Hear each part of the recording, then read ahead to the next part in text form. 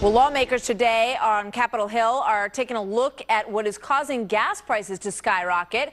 You heard Jim Engel report at the top of the hour about a House report that outlined a pattern of evidence, they were calling it, that indicated the administration's energy policies, in the opinion of that report, may be intentionally causing this pain at the pump to encourage people to buy smaller cars and turn to green energy projects. So here's a closer look at that evidence. Syndicated radio host Lars Larson and Susan Estridge, professor of law and political science at USC. She's also a Fox News contributor. Welcome to you both.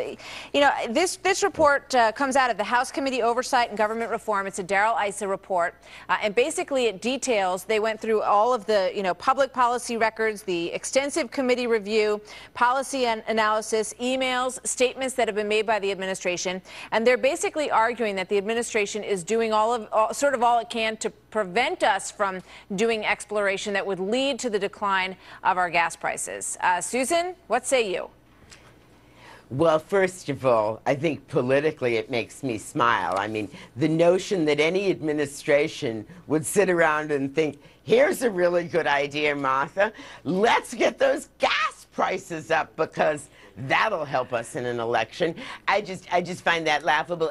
And more to the point, substantively, it was just a few weeks ago that the president came up with a new policy on exploration, and the best Republicans could do was say, my goodness, it took them too long. So I think the president's walking this one right down the middle and doing so effectively. Yeah, that was one of the first things that occurred to me, Lars, when I looked at this as well. No president wants to be, in power and be accused of letting the price at the pump go sky high like it has now.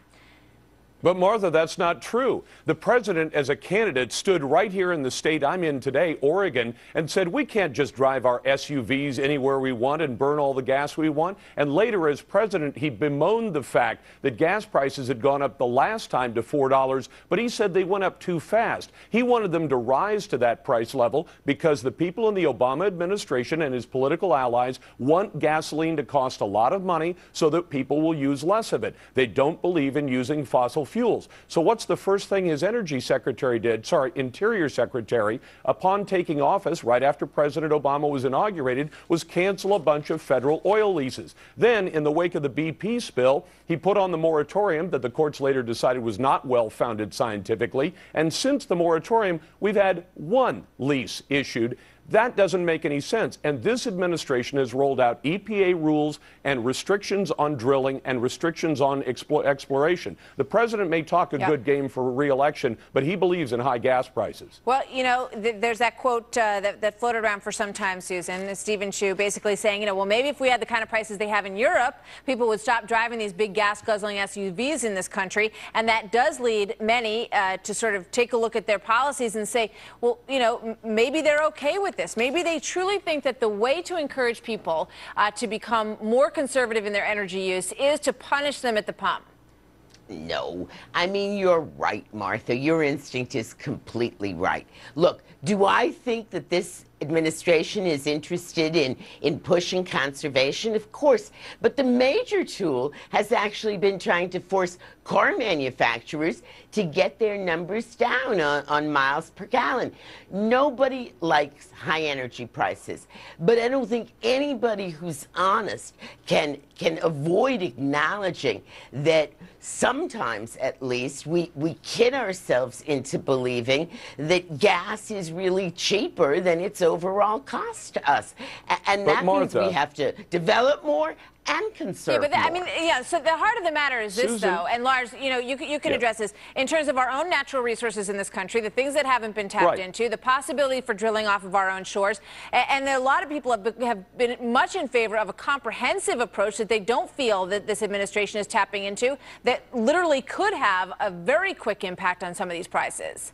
Yes, it could. We could create jobs. We could create revenues for the federal government through leases. But Susan's ignoring the fact that President Obama, whom I'm sure she voted for, wished for electricity prices, for example, to skyrocket. And the product of the policies of his administration have been to push back on coal, to push back on oil drilling. He's against those things because he wants prices to go up. It's the only way you're going to force people to use less. But I don't believe in making Americans do that. I believe in America pursuing all of its natural resources. Right. You tell me, Susan, that you think this administration is in favor of using our coal or using our oil or building nukes the way the Chinese are. I needed to wrap it up earlier, but a couple of seconds, Susan.